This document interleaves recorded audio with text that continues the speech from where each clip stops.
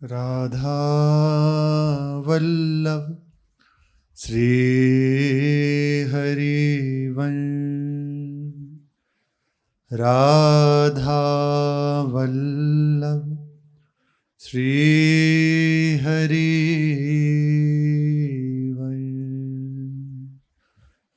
सत्प्रेम सिंधु मकरंद रसोगधारा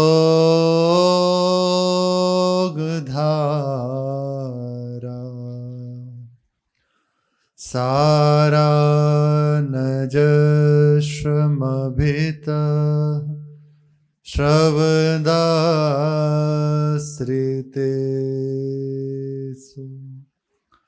श्रीराधिके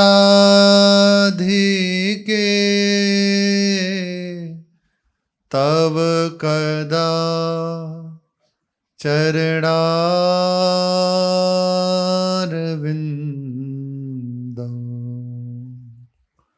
गोविंद जीवन धनो सिरसा वहामि।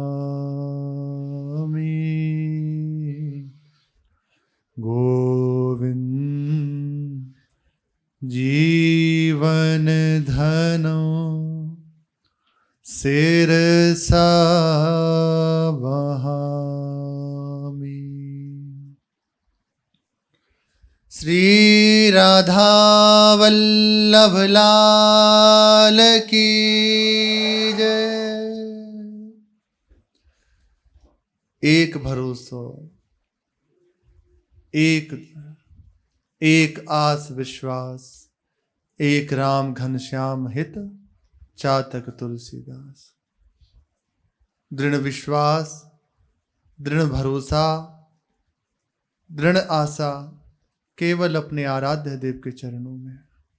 चाहे जैसी परिस्थिति हमारे तन की हो, चाहे जैसी परिस्थिति हमारे मन की हो, चाहे जैसी भी स्थिति बाहर से व्यवहार की हो, हमारी आशा, हमारा विश्वास प्रभु से हटे ना, किसी और की तरफ ना जाए।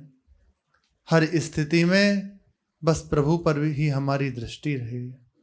ये सब सार की बात है। परिस्थिति दी ही इसीलिए जाती है कि आप उसमें परिपक्व हो जाएं, उस अवस्था में प्रभु के प्रति और निष्ठावान हो जाएं। दृढ़ भरोसा अपने आराध्य देव का, यही बस काम देता है। कुछ नहीं हो रहा, भारी कष्ट शरीर में है, क्या करोगे उस समय? ये जो विश्वास है ना, यही प्रकट होता है, यही स्फुरित होता है, यही प्रभु से जोड़ता है। ये जो आशा है ना, प्रभु आपकी कृपा से ही बस संभव है, हम में तो कोई बल नहीं, ये प्रभु से जोड़ता है, ये प्रभु से मिलाता है।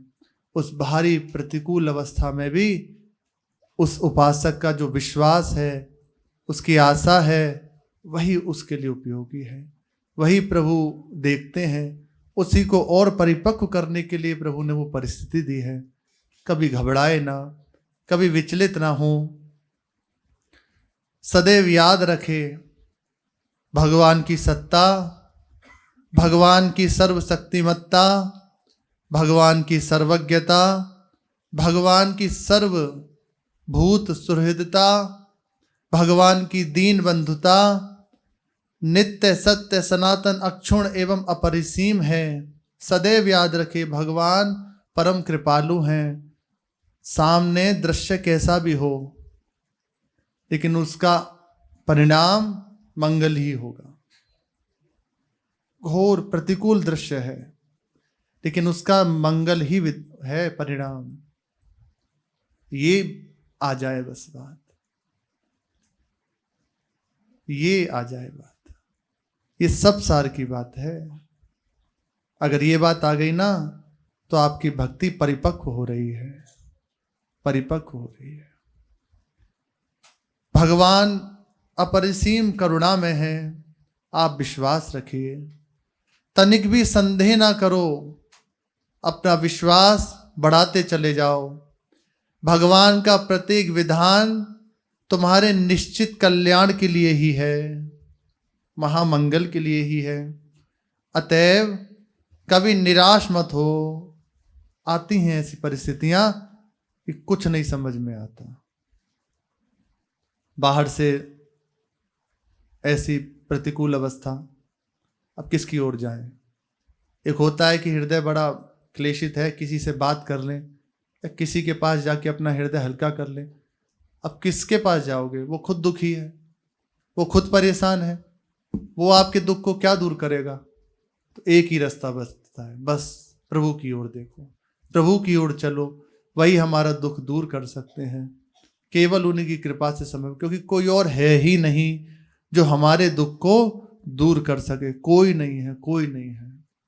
हमसे ये होता है कि कोई भी परिस्थिति हुई, हम किसी ना किसी का आश्रय ले लेते हैं, उसके पास पहुंच जाते हैं, उससे अपने हृदय की बात करने लगते हैं, सोचते हैं ये हमारा सहयोग कर दे। पर वो क्या सहयोग करेगा? वो अगर आप देखोगे ना, वो खुद इस दुख से दुखी है, वो खुद कहीं ना कहीं फंसा हुआ है। एकमात्र हमारे हृदय की जो परेशानी है उसका समाधान केवल भगवान कर सकते हैं, केवल वही संभाल सकते हैं, दूसरा कोई नहीं, कोई नहीं। उनका प्रत्येक विधान निश्चित तुम्हारे मंगल के लिए है। जब तक एक व्यवस्था बना के चला जाता है ना कि ठीक है, थोड़ी देर भक्ति भी कर ली, थोड़ी देर खान पान भी हो गया और जय हो प्रभु की, तो चल रहा है, अभी रंग नहीं आया। जब हृदय में ये आ जाती है ना बात कि अब चाहे जो हो, मुझे बस भगवान चाहिए, मैया सक्त मना पूज्यो, प्रभु का आसक्त चित्त हो, मुझे प्रभु से आसक्ति करनी, मुझे प्रभु को पाना है, अब खेल शुरू हो जाएगा, अब खेल हो जाएगा। उस उपासक के मार्ग में सूल बिछा दिए जाते हैं, जहां जहां दृष्टि जाएगी, जो जो पकड़े हुआ है उसको मिटा दिया जाएगा। सरल बात में कहें, हमसे छोड़ पाना बड़ा कठिन है, भगवान छुड़ाते हैं। हम व्यक्ति का आश्रय पकड़ लेते हैं, व्यक्ति से दूर कर देते हैं। हम धन का आश्रय लेते हैं, धन से दूर कर देते हैं। शरीर का आश्रय लेते हैं, शरीर में असाध्य रोग दे देते हैं। अपनी बुद्धि का आश्रय लेते हैं तो बुद्धि को विपरीत कर देते हैं। अब बस एक ही रास्ता बचा, त्राहि माम शरणागतम, बस वहीं से निवारण होता है, वहीं से होता है। ये है सच्चाई का मार्ग। अभी नहीं आ रही तो देख लो कि कहीं ना कहीं बैलेंस बना हुआ है, लेकिन जहां सच्चाई से आ जाएगी ना कि केवल प्रभु, केवल प्रभु, तो आ जाएगा प्रश्न, आ जाएगा।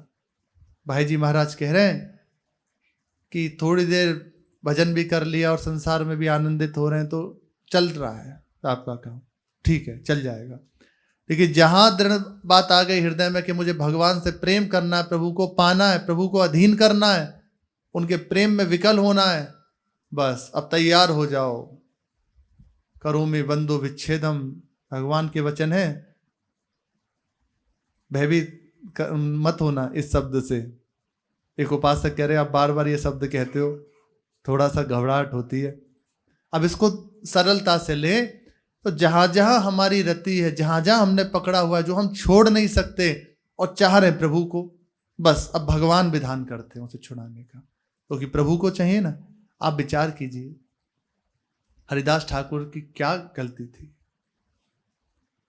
पूरा जीवन देख लीजिए, इतनी सी चूक हो, अपने तो गलती से ही बने हुए हैं। उनके जीवन में बचपन से बस भगवान नाम की एक धुन लग गई और पूरा जीवन प्रभु के नाम में समर्पित कर दिया। क्या गलती? लेकिन देखो सूल बिछा दिए जाते हैं, 22 बाजारों में कोड़े मार के खाल खींच ली गई, और एक बार भी ये नहीं कहा कि ऐसा कष्ट क्यों प्रभु, मैं तो आपसे प्रेम करता हूं, ये नहीं कहा। कह रहे हैं हरि बोल, हरि बोल, प्रभु की बड़ी कृपा है, ये कह रहे हैं। उन्हें अनुभव ही नहीं हो रहा कि ये कष्ट है। ये है सच्चे उपासक का हृदय। हमें दिख रहा है कि इतना कष्ट दिया जा रहा है, क्या गलती है, लेकिन वो कह रहे हैं कोई कष्ट ही नहीं है मुझे, भगवान का अपार कृपा प्रसाद है। प्रहलाद जी अगर स्वीकार कर लेते अपने पिता की बात, आराम से सिंहासन का उपभोग करते। कोई विधान था, कोई परेशानी थी? नहीं, बस साबे मना, केवल प्रभु के चरणों में, केवल प्रभु का आश्रय, केवल प्रभु का भजन, केवल प्रभु। देखो पग पग पर विपत्ति, क्या नहीं हुआ? ये है सच्चाई, ये है सच्चाई का मार्ग। आ जाएगा, पक्का आ जाएगा, पर बिरले होते हैं इसमें। हम सोचे हम हैं, ये तो वहीं से पास होता है, वो जानते हैं, हम कहें कि हम तो सच्चे हैं। ना ना ना, ये तो भगवान ही जानते हैं। तब माना जाएगा आप सच्चे हैं कि घोर परिस्थिति में भी एक ही बात रहे, राम का किया मीठा लागे। आप जो करें मेरे लिए अच्छा है, मेरे लिए कोई प्रश्न नहीं। तब माना जाएगा हाँ, अब आप पटरी पे आ गए, अब आप उस मार्ग पे आ गए, अब माना जाएगा। उससे पहले नहीं कि सब जय जयकार हो रही है, लोग मान सम्मान भी हो रहा है, और तब तक नहीं। ठीक है, चल रहा है काम, लेकिन भक्ति का रंग नहीं आया। जहां रंग आया बस ये आ जाएगा। घबराना नहीं है। जिनके जीवन में ये प्रश्न आते हैं ना, तो स्वयं प्रभु संग रहते हैं। करूं सदा तिनकी रखवारी, जिमी बालक राखे महतारी। जैसे बालक की सुरक्षा हर समय माँ करती है ना, ऐसे प्रभु हर समय उसको दुलार करते हैं। घबराने की जरूरत नहीं कि अगर हम सच्चाई से भक्ति करेंगे अब तो करनी नहीं, आज से माला जो करते थे वो भी बंद, ऐसा नहीं। लेकिन आपको वास्तविक बात कह रहे हैं, है कुछ विशेष बात कि उस घोर प्रतिकूल परिस्थिति में भी कह रहे हैं बड़ी कृपा है कुछ विशेष बात। बनावट कितनी देर करोगे? कितनी देर? थोड़ी देर। लेकिन अगर सच्चाई नहीं है तो चीख पड़ोगे, प्रश्न हो जाएगा। लेकिन वो कह रहे हैं कोई प्रश्न नहीं, खाल उतार ली गई। उन्हें कष्ट थोड़ी अनुभव हो रहा है, प्रभु दे रहे हैं मार्ग में, लेकिन उन्हें क्या अनुभव हो रहा है? बड़ी कृपा है। प्रहलाद जी को कहीं अनुभव हुआ? उन्हें यही अनुभव हो रहा है कि हर समय श्री भगवान मुझे अंक में लिए रहते हैं, हर समय मुझे दुलार करते रहते हैं। कहीं भी देख लीजिए, मीरा जी को कभी अनुभव ही नहीं हुआ कि कोई कष्ट मुझे दिया गया है। वो कहती हैं कि मैं अपने गिरधर के स्मरण में इतना तन्मय रहती हूं कि मुझे फुर्सत ही नहीं होती कि ये देख पाऊं कि कोई कष्ट मेरी तरफ आ रहा है, कोई प्रतिकूलता मेरी ओर आ रही है, और आती भी होगी तो बीच में कृपा शक्ति ऐसी वो वापस लौट जाती है। अनुभव ही नहीं होता। ये है मार्ग। लेकिन बात यहीं से बननी है। प्रभु कहते हैं ना, मैं अपनी आत्मा, अपने प्राण स्वरूप, अपने प्रिय, अपनी अर्धांगिनी, इन सब से ज्यादा प्रेम उस उपासक से करता हूं जो मेरे लिए पूर्ण समर्पित है, जो मेरे में आसक्त है। ऐसा उपासक, भगवान उसकी महिमा का गान करते हैं। घबराना नहीं है, परेशान नहीं होना, उनकी कृपा से ही सब संभव है। सारी स्थितियां उनके पास हैं। तो बस एक बात दृढ़ कर ले, मेरे जो कुछ है केवल प्रभु है। मैं जैसा हूं जो हूं केवल प्रभु का हूं। मेरे जीवन में जो कुछ हुआ है प्रभु की कृपा से हुआ, जो कुछ होगा केवल प्रभु की कृपा से हुआ। इतनी बात गांठ मार ले, हृदय में धारण कर ले। अब उसके बाद आप भगवत कृपा से जो नाम जप है, वाणी जी है, सेवा है, उसे करते रहें। आगे आगे प्रभु स्वयं देते चलेंगे। इस बात पे कभी अंतर नहीं पड़ना चाहिए, चाहे जैसी परिस्थिति। अगर मैं प्रभु का होता तो ऐसा क्यों होता, तो भक्तों का चरित्र पढ़ना चाहिए। एक लड्डू भगत हुए हैं, खूब अच्छी भक्ति करते थे, ठीक थे।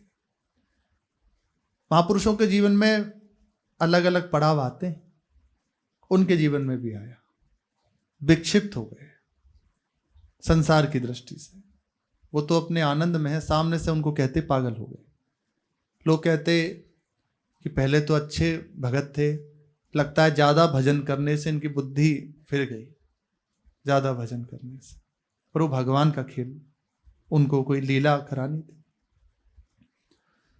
ऐसे ही अपने वृंदावन में एक महापुरुष हुए हैं, अयोध्या जी से बहुत अलमस्त महात्मा थे, भजन करते और अभी विराजमान है। एक समय ऐसी अवस्था आई, बिल्कुल विक्षिप्त हो गए, पागलों जैसी दशा, लेकिन अपने में स्थित थे वो, बाहर से तो ऐसे कि कोई जान ना पाए। साइकिल थी उनके पास एक, उसी से सैकड़ों किलोमीटर चले जाते।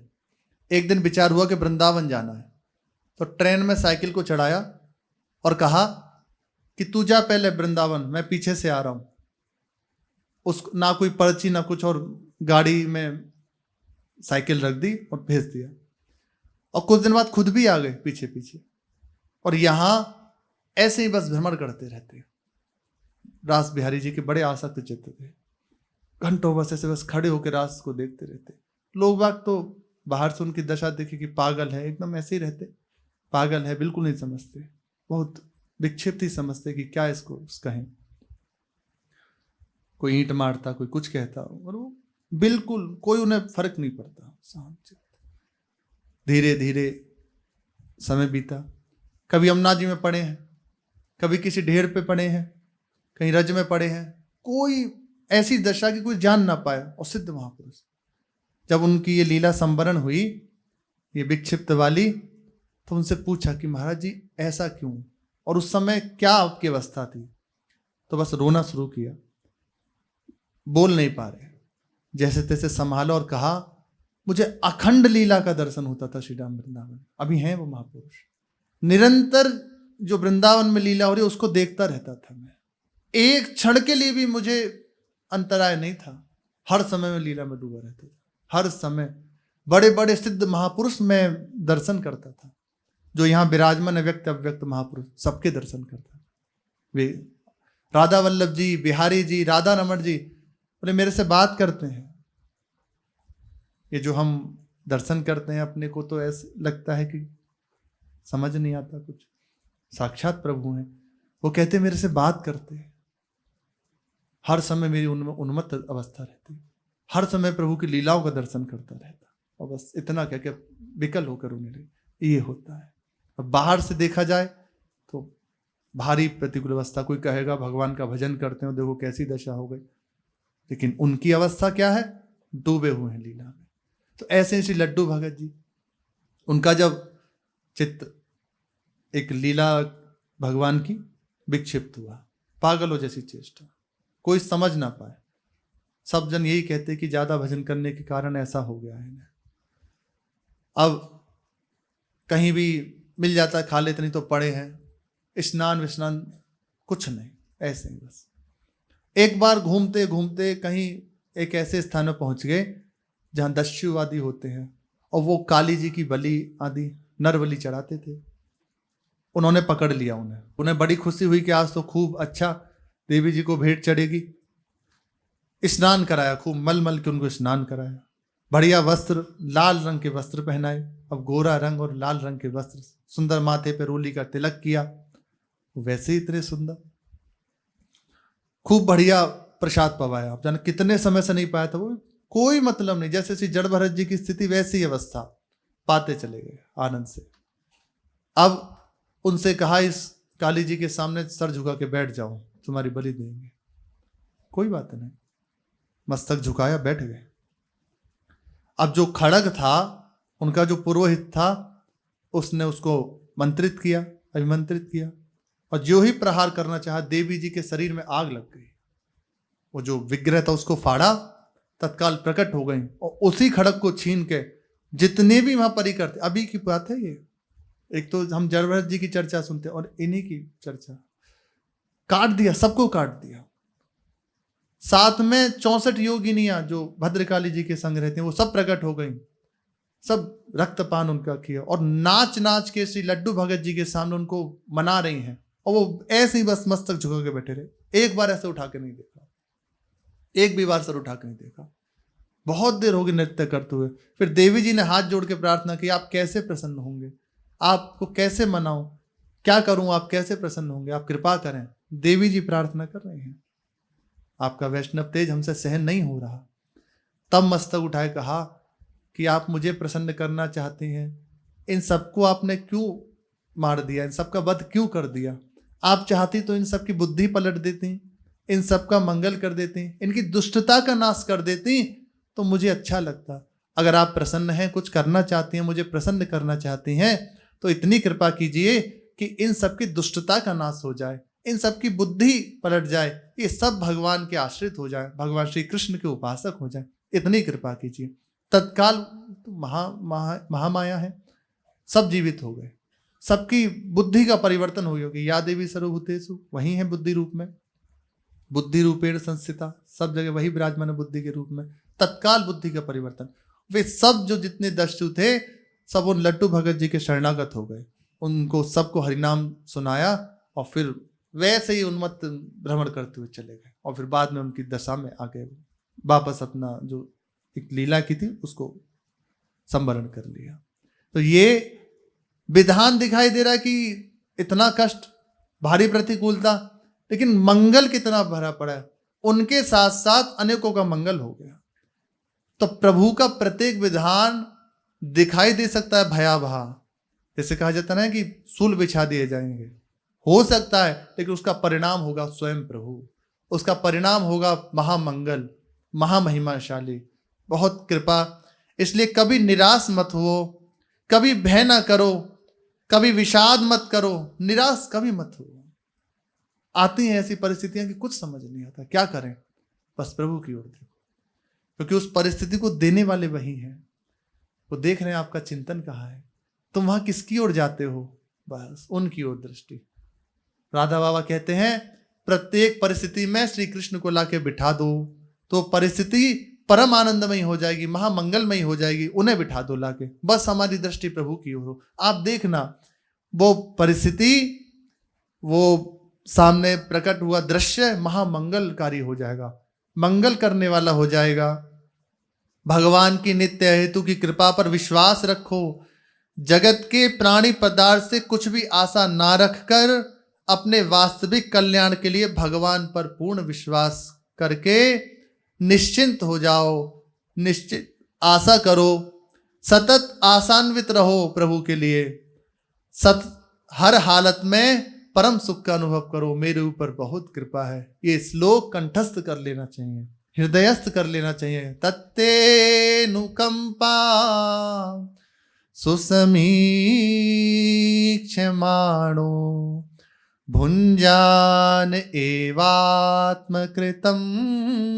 विपाका हृत्वा बपुरभिद वेदधन नमस्ते जीवेतयो मुक्ति पदे सदाय भाग। हर समय कृपा मनाता रहे, मेरे ऊपर बड़ी कृपा है, प्रभु मुझे बहुत प्यार करते हैं, वो हर समय अपना वरद हस्त मेरे मस्तक पर रखे हुए। इसी समय आप देखिए, कोई साधन किया, आप विचार कीजिए स्वयं से, तत्काल विचार किया, कोई साधन नहीं, केवल श्रवण हो रहा है सत्य वचन का। इसी समय आपका हृदय देखो एक निश्चिंत हो रहा है, आप अंदर से देखो एक आपके हृदय में निश्चिंत आ रही है, हाँ प्रभु है ना, उनकी कृपा से सब ठीक हो जाएगा। अंदर ही अंदर देखो, बुद्धि को मत देखो, हृदय को देखो। बुद्धि कहीं ना कहीं तर्क कर सकती है, किसी ना किसी ऐसा था तो ऐसा क्यों, उसको छोड़ो, हृदय की सुनो। निश्चिंत, एक आपको निश्चिंतता मिल रही होगी, आपका हृदय शांत हो रहा होगा, क्योंकि ये सत्य वचन है। हर समय कृपा का अनुभव करता रहे, हर समय आनंद का अनुभव करते हैं, मेरे प्रभु मेरे साथ हैं, उनकी अहेतु की कृपा मेरे ऊपर है, हर समय में मुझे दुलार कर रहे हैं, और जैसी भी परिस्थिति हो बस कृपा का आश्रय लेके उसे भोग ले। ऐसा उपासक प्रभु की प्राप्ति का ऐसे अधिकारी हो जाता है जैसे पिता की संपत्ति का पुत्र अधिकारी होता है। बस बिल्कुल सरल उपाय है, हर समय ये मनाता रहे मेरे ऊपर बहुत कृपा है, प्रभु मेरे हैं, मुझे बहुत दुलार कर रहे हैं, हर समय ऐसा चिंतन करता रहे। आप कीजिए, इसका लाभ आप देख लीजिएगा। ऐसा बल हमें कहां से मिले, तो जो भक्तों के चरित्रों का, भक्तों की चरण रज का, चरणामृत का आश्रय ले लेता है, तो निश्चित मानिए उसके हृदय में ये बल जागृत होने लगता है। भक्तों के प्रसंग से हमें ये बल मिलता है कि ऐसा उनके जीवन में भारी कष्ट हुआ, ऐसा उनको परिस्थिति झेलनी पड़ी, प्रभु ने उनको ऐसा दुलार किया तो विश्वास होता है कि मुझे भी प्रभु संभालेंगे। इसे भक्त संग छिन एक में देत भक्ति उपजाए। भक्तों का संग करे, भक्तमाल पढ़े, भक्तों का चरित्र सुने, भक्तों का चरित्र पढ़े सुनाए, इससे आपके हृदय में विश्वास जागृत हो जाएगा। प्रभु के चरित्र पढ़े, प्रभु की महिमा पढ़े तो उसमें एक पक्ष समझ में आता है, प्रभु ऐसे हैं ऐसे हैं ऐसे हैं। और जब हम अपनी भावना के प्रतिकूल देखते हैं तो अविश्वास होने लगता है। देखो एकदम खुली बात कह रहे हैं, एक अविश्वास हमने तो सुना है प्रभु तो बड़े कृपालु हैं, फिर मेरे जीवन में इतना कष्ट क्यों है, आने लगता है। लेकिन जब हम भक्तों का चरित्र पढ़ते हैं तो देखते हैं कि इतनी प्रतिकूल स्थिति है तब भी भक्तजन प्रभु की कृपा मना रहे हैं, उनको प्रभु कैसे संभाल रहे हैं, कैसे दुलार कर रहे हैं, बस विश्वास होने लगता है। अरे उस भक्त को देखो कितना कष्ट मिला तब भी वो प्रभु के आश्रित रहे, प्रभु ने उनको कैसे संभाला, बस हमारे हृदय में विश्वास बढ़ने लगता है, हमारे हृदय से संशय हटने लगता है। इसे भक्तों का संग करे। पूज्य श्री भाई जी का पावन प्रसंग चल रहा है। भाई जी की लगातार यही चेष्टा रहती कि मेरे पास रहने वालों को भी आध्यात्मिक उन्नति हो। ये महापुरुषों की महिमा है। उनका प्रयास बस यही रहता है कैसे मेरे जनों को भागवतिक अवस्था प्राप्त हो, कैसे इन्हें दिव्य अनुभूतियां हो। बस यदि उनका सहयोग हम कर देना, वो जो कह रहे हैं उस बात को पकड़ लेना, तो निश्चित माने बहुत जल्दी ऐसा, क्योंकि वो चाह रहे हैं, आपको बस इतना करना है, वो जो कह रहे हैं बस उसमें लग जाइए। वो कह रहे हैं खड़े हो जाओ तो बस खड़े हो जाओ, इतना ही चाहिए। वो चाह रहे हैं, उन्होंने स्वीकार ही इसीलिए किया है आपको अध्यात्म उन्नति प्रदान करने के लिए। आप बस उनका सहयोग कर दीजिए, जितना बल है बस उसमें। जी गुरुराज्ञा गरीयसी वचनम करश्चै तव में, बस इतनी बात चाहिए, जो कह दें बस, जहां कह दें तो सहयोग हो गया आपका सहयोग और उनकी कृपा, बहुत जल्दी हृदय में आप देखेंगे परिवर्तन होने लगेगा। भाई जी की चेष्टा रहती कि मेरे समीप वालों को आध्यात्मिक उन्नति हो। इसके लिए वे समय समय पर विशेष साधन अनुष्ठान आदि का आयोजन करते रहते। 1990 में, संवत 1990 में निकटस्थ प्रेमी जनों की अति उत्कंठा देखकर भाई जी ने बहुत कड़े नियम बनाकर रात्रि के समय कीर्तन मंडल बनाकर संकीर्तन का आयोजन किया। यह आयोजन पूरे समय साधकों के बहुत ही उत्साह के कारण बड़े अच्छे ढंग से संपन्न हुआ, जिसमें कुछ लोगों को विशेष अनुभूतियां भी हुई। सहयोग हो गया ना। कई बार क्या होता है, हमारे गुरुजन हमें उपासना पद्धति देते हैं, नियम देते हैं, पर हम क्या करते हैं, उसको कतराते हैं। अरे ये सेवा है, ये कैसे करेंगे, ऐसा हुआ तो आप कैसे करेंगे, अगर ये कर लिया तो ये छूट जाएगा। तो आप कैंची चला रहे हैं, अब कैसे आपको अनुभूति होगी। वो कराना चाह रहे हैं, आप करना नहीं चाह रहे, वो खींच रहे हैं तो आप उनकी ओर खींचिए। पर हम क्या करते हैं, हम भागते हैं, उल्टा हाथ छुड़ाना चाहते हैं। ये ना हो, फिर कैसे अनुभूति हो। इसीलिए फिर समय बीत जाता है और लगता है कि इतना समय हो गया इन महापुरुष के समीप रहते हुए, कोई अनुभूति नहीं हुई। कैसे होगी। मंगल तो है ही है, पर जो मांग है वो कैसे पूरी होगी। आप सहयोग दीजिए, आपके पास जितना बल है, कुछ नया नहीं चाहिए, आप जो इधर लगा रहे हैं उसे बस इधर कर दीजिए, वो सहयोग दे दीजिए। बस थोड़ा सा ईमानदार हो जाइए, सरल भाषा में कहें ईमानदार हो जाइए, अपने लिए ईमानदार हो जाइए। वो आपको साधन पद्धति दे रहे हैं, नियमावली दे रहे हैं, तो उनका क्या लाभ इसमें, आप बताइए। कोई लाभ कुछ नहीं। आप यदि उसमें सहयोग करेंगे तो आपका लाभ हो जाएगा, आपका संसार बंधन हट जाएगा, आप प्रभु से युक्त हो जाएंगे, आपको प्रभु की प्राप्ति हो जाएगी। बस ये है, और इससे उन्हें प्रसन्नता मिलेगी। चलो, एक जीव प्रभु के आश्रित हो गया, एक जीव का मंगल हो गया। कई जनों को भाई जी की जो समीप वाले थे उनको अनुभूतियां हुई, दिव्य अनुभूतियां इस साधन से। अगले वर्ष आश्विन संवत 1991 सन 1935 में भाई जी ने पुनः रात्रि में संकीर्तन का आयोजन किया। संकीर्तन के मध्य ही भाई जी पुनः कुछ ऐसे शब्द बोल देते जिससे सबका उत्साह बढ़ जाता। पूरे आश्विन मास पद संकीर्तन चलते रहे। शरद पूर्णिमा को रात्रि के समय सबके मन में बड़ा उत्साह था। पद संकीर्तन के बाद भाई जी ने रास पंचाध्याय के अनुसार मधुर वर्णन किया। श्री भगवान के वंशी वादन को सुनकर, भाई जी वर्णन कर रहे हैं, भगवान के वंशी वादन को सुनकर गोपियों के अपने अपने घरों से प्रस्थान का वर्णन हुआ। बड़े ही सुमधुर ढंग से करते करते भाई जी गदगद हो गए और बोलना बंद हो गया। संकीर्तन प्रारंभ किया गया। थोड़ी देर बाद पुनः भाई जी प्रकृतिस्थ हुए, फिर बोलना प्रारंभ किया। भगवान ने स्त्रियों के धर्म बताए, वो वर्णन है तो भाई जी वर्णन कर रहे हैं। लौटने को कहा गोपीजनों से कि लौट जाओ। गोपियां निराश हुई, पूरा वर्णन भाई जी ने किया। परीक्षा के बाद रास नृत्य का वर्णन करते करते भाई जी पुनः गदगद हो गए। फिर संकीर्तन प्रारंभ हो गया। जब भाई जी की दशा देखी कि बिगड़ रही है तो संकीर्तन प्रारंभ कर दिया। थोड़ी देर बाद भाई जी कठिनता से कहने लगे, श्री भगवान अंतर ध्यान हो गए। तब गोपियां बड़ी कातर प्रार्थना करने लगी। फिर भगवान प्रकट हुए। ऐसा कहते कहते भाई जी मौन हो गए। फिर भगवान ये देख रहे हैं, जो देख रहे हैं वही वर्णन कर रहे हैं। अभी आगे इसका देखना प्रभाव यही है। बस उनकी बात को पकड़ लो, वो कब किस अवस्था में है, कब उनकी हृदय में जो उत्ताल समुद्र है ना उछल रहा है, वो कब उसकी बूंद उछल पड़े और हम कृतार्थ हो जाएं। बस इतना चाहिए होता है। कहते कहते भाई जी मौन हो गए। भाई जी और सभी लोग खड़े होकर नृत्य करते हुए संकीर्तन करने लगे। भाई जी बड़ा ही भावपूर्ण नृत्य कर रहे थे, पर नृत्य करते करते बेहोश होकर गिर पड़े। बहुत देर बाद संकीर्तन बंद हुआ। सब लोग बैठ गए। भाई जी के सामने श्री रामदास जी बाजोरिया बैठे हुए थे। उन्होंने कहा कि भाई जी बहुत ध्यान से सुने, आप तो लीला का दर्शन कर ही रहे हैं, हमें भी दर्शन होना चाहिए। आप कृपा करें, हम पे भी कृपा कीजिए, हमें भी दर्शन हो, हम लोगों को भी दर्शन होना चाहिए। भाई जी भाव में स्थित है। उस समय श्री रामदास जी ने प्रार्थना की। भाई जी ने कोई उत्तर नहीं दिया, क्योंकि वो अभी तक इस राज्य में आए नहीं, तो उसी राज्य में स्थित है। उन्होंने कई बार यही बात कही श्री रामदास जी ने। तब भाई जी ने कहा कि सब लोग चले गए। वो अभी भी अपने भाव देश में स्थित हैं। सब लोग चले गए। फिर पूछा कौन चले गए?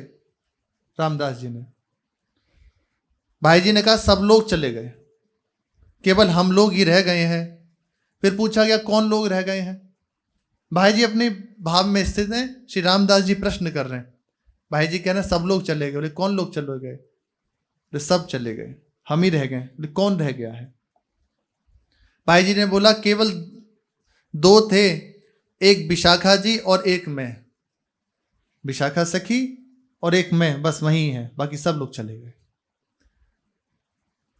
रामदास जी कुछ समझे नहीं, तो फिर पूछा दो कौन कौन थे? भाई जी एकदम अट्टहास पूर्वक हंसने लगे। ये भाव की अवस्था है। थोड़ी देर बाद रामदास जी ने पुनः दर्शन कराने की प्रार्थना की। फिर से कहा आप कृपा कीजिए, हमें भी दर्शन कराइए, जहां आप स्थित हैं हमें भी कृपा कीजिए। भाई जी ने कहा कौन चाहता है दर्शन करना? अब एकदम भाव में स्थित, कौन चाहता है दर्शन करना? कोई तो यहां तमाशा देख रहे हैं, कह रहे हैं हम भी दर्शन करना चाहते हैं, भगवान नहीं आ रहे, इतने दिन हो गए। लेकिन वास्तविक बात प्रभु जानते हैं, उनके निज जन जानते हैं। भाई जी कह रहे हैं कौन दर्शन करना चाहता है? कुछ तो यहां तमाशा देख रहे हैं, कोई ढोंग या पाखंड करते हैं, दिखावा करते हैं। श्री राधा कृष्ण पर विश्वास करो। आ गई ना बात? यहीं से प्रारंभ हुआ था। ये मूल है। ये आ गया तो सब आ गया। विश्वास आ गया ना, सब कुछ आ जाएगा। विश्वास, दृढ़ विश्वास अपने प्रभु का। कैसी भी स्थिति में विश्वास नहीं टूटने चाहिए प्रभु का। श्री राधा कृष्ण पर विश्वास करो। यदि दर्शन करना चाहते हो तो एक मंत्र भाई जी दे रहे हैं, प्रणव युक्त है, क्लीम श्री राधा कृष्णाभ्याम नमः। इस मंत्र का ब्रह्मचर्य पूर्वक 1 वर्ष तक प्रतिदिन 3000 जप करो। भाई जी कह रहे हैं आप अपना ही मंत्र जप करना। अब लगे कि वो छोड़े, आज से यही मंत्र शुरू, अपने मंत्र में विश्वास कीजिए, आप निष्ठापूर्वक अपना मंत्र जप कीजिए। कुछ ही दिन में देखना, निज मंत्र है, शरणागत है या नाम है आपके पास, आप निष्ठापूर्वक कीजिए, विश्वास पूर्वक कीजिए, इसी से सब हो जाएगा। आपका हृदय द्रवित होने लगेगा, उसी में रोना आने लगेगा। बस किसी वैष्णव का अपराध न बने, ब्रह्मचर्य पूर्वक रहें। जो भाई जी कह रहे ना, वो आपको प्राप्त है, सीधा मंत्र प्राप्त है। जो आचार्य गुरुदेव को प्राप्त है वही आपको प्राप्त है। जो प्रियाजू ने दिया है वो मंत्र आपको प्राप्त है।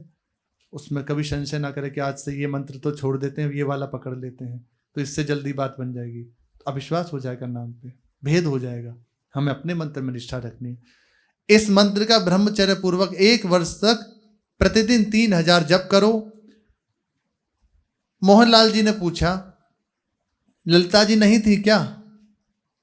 भाई जी ने बड़े जोर से पूछा, कौन है? थोड़ी देर बाद भाई जी फिर होश में आ गए, भावावस्था से बाहर आ गए। तब उन्होंने लोगों से पूछा कि क्या हुआ। उन्हें नहीं पता ये जो कुछ हुआ है अभी तक, ये सब हुआ है मानो प्रभु ने ही कराया। आप दर्शन करना चाहते हो, लगो अब ऐसे आओ, ऐसे आ जाओ। किसी ने भाई जी से कहा कि आपने मंत्र सुनाया था, आपने मंत्र बताया था दर्शन के लिए, उसकी चर्चा करी। भाई जी ने बोला, कैसा मंत्र? मुझे कुछ पता नहीं, अभी अभी बोले हैं। उन्हें कोई सुधि नहीं है, वो एक सिस्टम काम कर रहा है, भागवत एक सिस्टम। मुझे कुछ भी नहीं मालूम मैं क्या कह गया। फिर सब लोग उठे और भाई जी से कहा, आप प्रसाद पा लीजिए। भाई जी श्री बजरंग लाल जी बजाज से प्रेम से आग्रह पूर्वक पूछने लगे कि क्या हुआ था। मैंने संकीर्तन के समय बोलना बंद कर दिया था, ये मुझे याद है, लेकिन तब से अब तक क्या हुआ मुझे कुछ नहीं पता। कोई मेरे कारण प्रमाद तो नहीं बन गया, कोई गलती तो नहीं हो गई, आप कृपा करके बताइए। तो उन्होंने कहा, नहीं नहीं भाई जी, ऐसी कोई बात नहीं। बहुत बार उन्होंने प्रार्थना की, भाई जी ने एक तरह से प्रार्थना ही की सबसे कि बताइए क्या बात है। तो पूरी घटना जो हुई थी वो बता दी। भाई जी इसके बाद सावधान हो गए। अब जो भाव प्रकट होता था उसको संगोपन कर लिया और दवा लिया। ना तो भाग पूर्वक आगे आगे बोलकर संकीर्तन कराया, ना ऐसी बातें कहीं जिससे भावोद्दीपन हो। महापुरुष जन छुपा लेते हैं, कई बार जब देखते हैं ना कि अधिकारी नहीं है तो उसका छुपा लेते हैं, गोपन कर लेते हैं। अनधिकारी के सामने बोलोगे तो वो एक परिहास करेगा, उसका अमंगल हो जाएगा उससे, क्योंकि वो अविश्वास करेगा, अश्रद्धा करेगा, तो कहीं ना कहीं उसकी हानि होगी। और उन महापुरुष के लिए भी कि तुमने अधिकारी देख के नहीं किया तो उसका उनको भी थोड़ा इस बात का क्षोभ होता है। कुछ दिनों बाद मार्ग शीर्ष कृष्ण पक्ष में भाई जी चुरु ऋषिकुल उत्सव में सम्मिलित होने लगे। वहां से कुछ लोगों के साथ बीकानेर गए। वहां श्री गंभीर चंद जी दुजारी जी के घर पर भोजन करके वहीं प्रेमी जनों के साथ एकांत में बात करने लगे। उस समय श्री भाई जी के अतिरिक्त चिम्मन लाल जी गोस्वामी जी, सुखदेव जी, श्री गोवर्धन जी, श्री गंभीर चंद जी दुजारी जी आदि थे। दुजारी जी ने कहा, आज बहुत दिनों बाद ऐसा सुअवसर मिला है, इसलिए शरद पूर्णिमा की तरह मधुर प्रेम की बातें कृपा पूर्वक बताइए। भाई जी ने कहा, मुझे तो उस दिन की बातें कुछ भी याद नहीं है। श्री गोस्वामी जी ने कहा, आप तो उस दिन बाह्य ज्ञान शून्य हो गए थे, इसलिए आपको वे बातें कैसे याद रहेंगी, पर हम लोगों को अनुभव कराइए। भाई जी ने कहा, देखिए आप लोग सब अपने ही हैं, इसलिए मैं अपनी स्थिति स्पष्ट करता हूं। इसमें कोई संदेह नहीं कि आप लोगों से मुझे अधिक वस्तु प्राप्त है, लेकिन जो वस्तु मुझे प्राप्त है मैं किसी दूसरे को प्राप्त नहीं करा सकता जब तक आप प्राप्त करना नहीं चाहोगे।